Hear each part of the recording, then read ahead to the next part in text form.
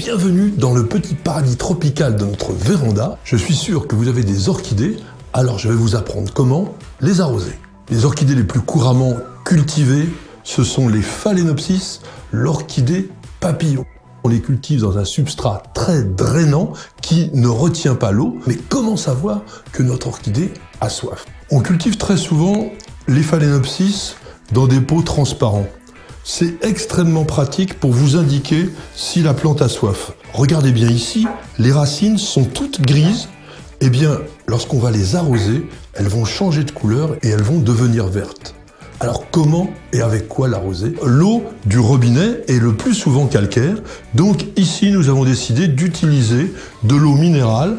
Vous pouvez aussi, si vous avez la possibilité, récupérer de l'eau de pluie. Ce qui est très important, c'est que cette eau soit à la température de la pièce, pour qu'il n'y ait pas l'effet de douche écossaise avec de l'eau froide. Il faut arroser au pied de l'orchidée et jamais au cœur. Vous voyez bien que l'eau filtre immédiatement.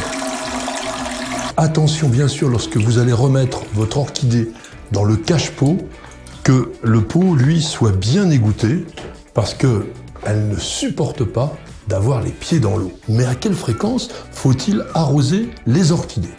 Eh bien, ne dépassez jamais une fois par semaine. Lorsque vous avez ce genre de symptômes à l'extrémité des feuilles ou sur le bord des feuilles, donc une sorte de pourriture comme cela, ça veut dire que les racines ont été asphyxiées. Donc n'oubliez pas, surtout jamais d'eau stagnante au fond de la soucoupe ou du cache-pot.